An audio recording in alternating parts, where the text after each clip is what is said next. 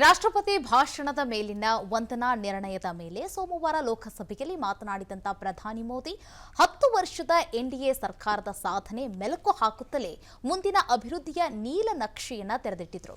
ಇಂದು ರಾಜ್ಯಸಭೆಯಲ್ಲಿ ಸುದೀರ್ಘ 1.25 ಗಂಟೆ ಭಾಷಣ ಮಾಡಿದ ಮೋದಿ ಕಾಂಗ್ರೆಸ್ಗೆ ಭರ್ಜರಿಯಾಗಿ ತಿರುಗೇಟನ್ನ ನೀಡಿದರು. ಕಾಂಗ್ರೆಸ್ ಸಂಸದ ಡಿಕೆ ಸುರೇಶ್ರ ದೇಶ ವಿಭಜನೆ ಹೇಳಿಕೆ, ಕಾಂಗ್ರೆಸ್ ಪ್ರತಿಭಟನೆಗೆ ಕೌಂಟರ್ ಕೊಟ್ಟ ಪ್ರಧಾನಿ ಮೋದಿ ಕಾಂಗ್ರೆಸ್ ಉತ್ತರ ದಕ್ಷಿಣ ಎಂದು ಇಬ್ಬಾಗ ಮಾಡುವಂತ ಕುತಂತ್ರ ಮಾಡ್ತಾ ಇದೆ. ಬೆಂಗಳೂರು, ಹೈದರಾಬಾದ್ ಸೇರಿದಂತೆ ಪ್ರತಿ ಭಾಗದಲ್ಲೂ ನಾನು ನನ್ನ ದೇಶವನ್ನ ನೋಡುತ್ತೇನೆ ಅಂತ ಹೇಳಿದ್ರು. ಅಲ್ಲದೆ ನಮ್ಮ 3ನೇ ಅಧಿಕಾರ ಅವಧಿ ದೂರ ಇಲ್ಲ, ಗರಿಷ್ಠ 100ರಿಂದ 125 ದಿನಗಳು ಉಳಿದಿವೆ. ಇಡೀ ರಾಷ್ಟ್ರವು ಅಬ್ಕಿ ಬಾರ್ 400 ಫಾರ್ ಎಂದು ಹೇಳ್ತಾ ಇದೆ. 400 ಸೀಟ್ಗಳನ್ನ ಗೆಲ್ಲುವುದಕ್ಕೆ ಖರ್ಗೆ ಕೂಡ ಆಶೀರ್ವಾದವನ್ನ ಮಾಡಿದ್ದಾರೆ ಅಂತ ಹೇಳಿಕೆಯನ್ನ ಕೊಟ್ಟರು.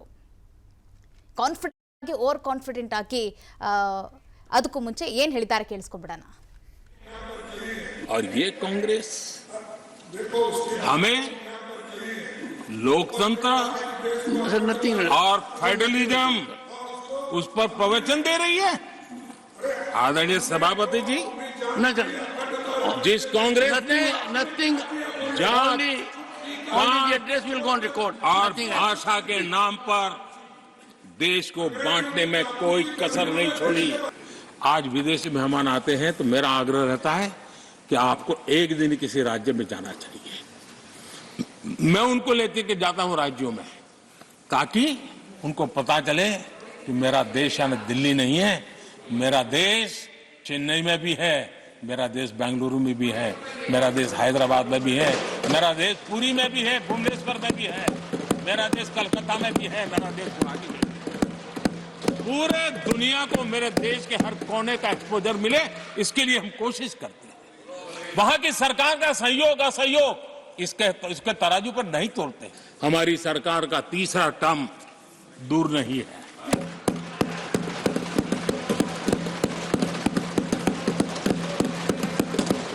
कुछ लोग इसे मोदी 3.0 कहते हैं. मोदी 3.0 विकसित भारत की नींव को मजबूत करने के लिए पूरी शक्ति लगा देते.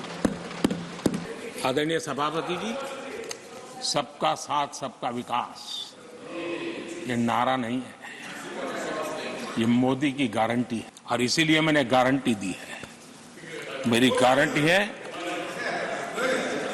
गरीबों के 5 लाख रुपए तक की इलाज की सुविधा आगे भी. 3ನೇ ಬಾರಿಯೂ ನಾವೇ ಅಧಿಕಾರಕ್ಕೆ ಬರ್ತೀವಿ, 400 ಸೀಟ್ ಗೆಲ್ತೀವಿ ಅಂತ ಬಹಳ ಆತ್ಮವಿಶ್ವಾಸದಿಂದ ಹೇಳಿಕೆಯನ್ನ ಕೊಡ್ತಾ ಇದ್ದಾರೆ ಪ್ರಧಾನಿ ನರೇಂದ್ರ ಮೋದಿ ಅವರು. ನನಗೆ ಕಾಡ್ತಾ ಇರುವಂತಹ ಪ್ರಶ್ನೆ ಅಂತ ಅಂದ್ರೆ, ಕಾಂಗ್ರೆಸ್ನವರಿಗೆ ಈ ಬಿಜೆಪಿಯವರ ಆತ್ಮವಿಶ್ವಾಸವನ್ನ ಕುಗ್ಗಿಸಲು, ಅವರಿಗೆ ಏಟಿಗೆ ಎದುರೇಟನ್ನ ಕೊಡಲು ಅವ್ರ ಹತ್ರ ಅಸ್ತ್ರಗಳಿಲ್ವಾ? ಅಸ್ತ್ರಗಳಿಗಾಗಿ ಹುಡುಕಾಟ ಮಾಡ್ತಾ ಇದ್ದಾರಾ? ಕಾಂಗ್ರೆಸ್ಗೆ ಪ್ರಾಬ್ಲಮ್ ಏನಪ್ಪಾ ಅಂತಂದ್ರೆ, ಅವರ ಪಾಳೆಯದಲ್ಲಿದ್ದ ದಿ ಬೆಸ್ಟ್ ಎನ್ನುವಂತಹ ಲೀಡರ್ಸ್ಗಳು ಕಾಲಕಾಲಕ್ಕೆ ಬೇರೆ ಬೇರೆ ಕಡೆಗಳಲ್ಲಿ ಹೋಗಿ ದೊಡ್ಡ ಮಟ್ಟದಲ್ಲಿ ಬೆಳೆಯೋದನ್ನ ನೀವು ನೋಡ್ತಾ ಇದ್ದೀರಿ. ಕಾಂಗ್ರೆಸ್ನಲ್ಲಿನ ವಾತಾವರಣ ಏನಿತ್ತು ಅನ್ನೋದ್ರ ಬಗ್ಗೆ ನಾವು ಯೋಚನೆ ಮಾಡಬೇಕಾಗತ್ತೆ. ನೋಡಿ, ಈಗ ಚಾರಿತ್ರಿಕ ತಪ್ಪುಗಳನ್ನ ನಿಮ್ಮ ಮುಂದೆ ಇಟ್ಟಾಗ ಕಾಂಗ್ರೆಸ್ ಏನಂತ ಡಿಫೆಂಡ್ ಮಾಡ್ಕೊಳ್ಳುತ್ತೆ? ಅದೇ ಪ್ರಾಬ್ಲಮ್ ಇಲ್ಲಿ. ಈಗ ನೆಹರು ಅವರ ಭಾಷಣದ ಒಂದು ವಿಷಯವನ್ನ ತಗೊಂಡು, ಈಗ ನಮ್ಮ ಜನ ಅತ್ಯಂತ ಶ್ರಮವನ್ನ ಪಡುವಂಥವರಲ್ಲ ಅಂತ ಮೊದಲ ಪ್ರಧಾನಿ ನೆಹರು ಅವರು ಹೇಳಿದ್ರು. ಕೆಂಪು ಕೋಟೆ ಮೇಲೆ ನಿಂತು ಆ ಮಾತನಾಡಿದ್ರು. ನನ್ನ ಜನಕ್ಕೆ ನೀವು ಹೇಗೆ ಅವಮಾನ ಮಾಡ್ತೀರಿ ಅಂತ ಕೇಳಿದಾಗ ಕಾಂಗ್ರೆಸ್ನ ಡಿಫೆನ್ಸ್ ಏನು? ಇಲ್ಲ ಹಂಗೆ ಹೇಳಿರ್ಲಿಲ್ಲ, ನೀವು ಟ್ವಿಸ್ಟ್ ಮಾಡಿದ್ರಿ ಅಂತಾನ? ಇಲ್ಲ, ಆಗಿನ ಪರಿಸ್ಥಿತಿ ಹಾಗಿತ್ತು. ಆಗ ನಿಮಗೆ 30 ಕೋಟಿ ಜನಸಂಖ್ಯೆ ಇತ್ತು, ಈಗ 140 ಕೋಟಿ ಜನಸಂಖ್ಯೆ ಇದೆ. ಲಿಟ್ರಸಿ ರೇಟ್ ಎಷ್ಟಿತ್ತು? ಎಷ್ಟು ಕಾಲೇಜುಗಳಿದ್ವು? ಆರ್ಮಿ ರಿಲೇಟೆಡ್ ಚಾಲೆಂಜಸ್ ಏನೇನಿತ್ತು? ಈಗ ನಿಮಗೆ 2014ರವರೆಗೆ ಈಗ ಬಿಜೆಪಿ ಜನತಾ ಪಾರ್ಟಿಯ ಜೊತೆಗೆ ಅಥವಾ ಭಾರತೀಯ ಲೋಕದಳ ಅನ್ನೋ ಒಂದು ಮೈತ್ರಿಯನ್ನ ಮಾಡಿಕೊಂಡು ಭಾರತೀಯ ಜನಸಂಘ ಅಂತ ಇದ್ದ ಆ ಪರಿವಾರ ಮಿಲಿ ಜುಲಿ ಸರ್ಕಾರದಲ್ಲಿ ಇದ್ದಿದ್ದು, ಜನತಾ ಪಾರ್ಟಿ ಜೊತೆ ಮರ್ಜ್ ಆಗಿದ್ದು, ಆ ಬಳಿಕ ಬಿಜೆಪಿಯಾಗಿ ಹೊರಹೊಮ್ಮಿದ್ದು ಏನೆಲ್ಲ ನೋಡಿದ್ದೀವಿ ನಾವು ಇತಿಹಾಸದಲ್ಲಿ. ಸೊ ಆ ಸಂದರ್ಭದಲ್ಲಿ ಕೆಲಸಗಳಾಗಿದ್ದಾವೆ ಇಲ್ಲ ಅಂತಲ್ಲ, ಅದನ್ನ ಕಾಂಗ್ರೆಸ್ ಕ್ಲೈಮ್ ಮಾಡ್ಕೊಂಡಿಲ್ಲ. ಈಗ ಬಿಜೆಪಿ ಯಾವುದನ್ನು ಬಿಡೋದಿಲ್ಲ, ಪ್ರತಿಯೊಂದನ್ನು ಅಂಡರ್ಲೈನ್ ಮಾಡಿ ಜನರ ಮುಂದೆ ಇಡ್ತಾರೆ. ಆ ಕೆಲಸ ನೀವು ಮಾಡಿರ್ಲಿಲ್ಲ, ಈಗಲೂ ನೀವು ಮಾಡ್ತಾ ಇಲ್ಲ. ಯಾಕೆ ಅಂತಂದ್ರೆ, ಕ್ರೆಡಿಟ್ ನಾವ್ ಯಾರಿಗೆ ಕೊಡಬೇಕು? ಈಗ ಫಾರ್ ಎಕ್ಸಾಂಪಲ್ ನಾನು ಈ ಗಲ್ಲಿ ಕ್ರಿಕೆಟ್ ಅಲ್ಲಿ ಬ್ಯಾಟ್ ತಂದ್ಬಿಟ್ರೆ ಅವ್ನು ಹೀರೋ ತರ ಆಡ್ತಾನೆ ಗೊತ್ತಾ, ಹಂಗಾಗ್ಬಿಟ್ಟಿದೆ ಇಲ್ಲಿ ಕತೆ. ಓಕೆ. ಈಗ ನಮ್ ಫ್ಯಾಮಿಲಿ ರೂಲ್ ಮಾಡಿದ್ದು, ನಮ್ ಫ್ಯಾಮಿಲಿ ಸಿಕ್ಕಾಪಟ್ಟೆ ಗ್ರೇಟು, ನಮ್ ಫ್ಯಾಮಿಲಿ ನೋಡ್ಕೊಂಡು ವೋಟ್ ಹಾಕಿದ್ದು. ಏನೇ ಕೊಡೋದಾದ್ರೆ ನಮ್ ಫ್ಯಾಮಿಲಿ ಕೊಡಿ, ಕ್ರೆಡಿಟ್ ಕೊಡೋದಾದ್ರೆ ನಮ್ ಫ್ಯಾಮಿಲಿ ಕೊಡಿ, ಆ ತರದ ಒಂದು ಧೋರಣೆ ಕಂಡು ಬಂದಿದೆ ಅಂತ. ಈಗ ಲಾಲ್ ಬಹದ್ದೂರ್ ಶಾಸ್ತ್ರಿ ಅವರನ್ನ ನೀವು ಫ್ರಂಟ್ ಲೈನ್ ಅಲ್ಲಿ ಇಟ್ಕೊಂಡು ಮಾತಾಡಿದ್ರೆ ಡಿಫೆನ್ಸ್ ಏನಿರುತ್ತೆ ಬಿಜೆಪಿ ಹತ್ರ? ಲಾಲ್ ಬಹದ್ದೂರ್ ಶಾಸ್ತ್ರಿ ಅವರ ವಿರುದ್ಧ ಏನು ಬಿಜೆಪಿಯ ಡಿಫೆನ್ಸ್? ಸರ್ದಾರ್ ವಲ್ಲಭಾಯ್ ಪಟೇಲ್ ಅವರ ಕಾರ್ಯದ ಬಗ್ಗೆ, ಈ ದೇಶವನ್ನ ಒಗ್ಗೂಡಿಸೋದಕ್ಕೆ ಎಷ್ಟು ವರ್ಷ ಆಯ್ತು, ಏನ್ ಸಮಸ್ಯೆ ಆಗಿತ್ತು, ಅದನ್ನ ಕಾಂಗ್ರೆಸ್ನವರು ಮಾತಾಡೋದು ಯಾವಾಗ ಕೇಳಿಸ್ಕೊಂಡಿದ್ದೀರಾ?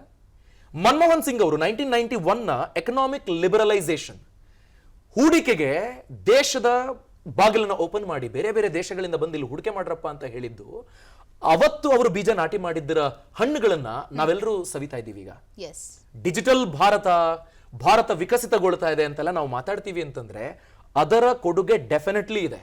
ಈಗ ಇವರು ಕರೋನಾದ ಬಗ್ಗೆ ಎಷ್ಟು ಮಾತಾಡ್ತಾರೆ, 2008ರ ಗ್ರೇಟ್ ಡಿಪ್ರೆಷನ್ ಬಗ್ಗೆ ಬಿಜೆಪಿ ನಾಯಕರು ಮಾತಾಡ್ಲಿ, ಏನಾಗಿತ್ತು ಗ್ರೇಟ್ ಡಿಪ್ರೆಷನ್? ಈಗ .com ಬಬಲ್ ಅದ್ರ ಬಗ್ಗೆ ಮಾತಾಡ್ಲಿ. ಕಾಂಗ್ರೆಸ್ ಕೂಡ ಸವಾಲುಗಳನ್ನ ಎದುರಿಸಿತ್ತು. ಆದ್ರೆ ಏನಾಗ್ತಿದೆ ಅಂತಂದ್ರೆ ಅವರಿಗೆ ಮನಮೋಹನ್ ಸಿಂಗ್ ಅವರು ಬೇಡ, ಲಾಲ್ ಬಹದ್ದೂರ್ ಶಾಸ್ತ್ರಿ ಅವರು ಬೇಡ, ಸರ್ದಾರ್ ವಲ್ಲಭಾಯ್ ಪಟೇಲ್ ಅವರು ಬೇಡ, ಅವ್ರು ಮಾಡಿದ ಕೆಲಸಗಳು ಬೇಡ, ಅದ್ಯಾವುದನ್ನು ಫ್ರಂಟ್ ಲೈನಿಗೆ ತರುವಂತ ಕೆಲಸವನ್ನ ಇವರಷ್ಟು ಪ್ಲಾನ್ಡ್ ಆಗಿ ಮಾಡೋದಿಲ್ಲ ಅಂತ ನೀವು ಕೇಳ್ತಾ ಇದ್ರಿ. 400 ಪಾರ್ ಇದು ದೊಡ್ಡ ಚಾಲೆಂಜ್, ಅದು ಬಿಜೆಪಿಗೂ ಗೊತ್ತು. ಆದ್ರೆ ಆತ್ಮವಿಶ್ವಾಸವನ್ನು ತುಂಬುವ ಕೆಲಸ ಮಾಡ್ತಾ ಇದ್ದಾರೆ.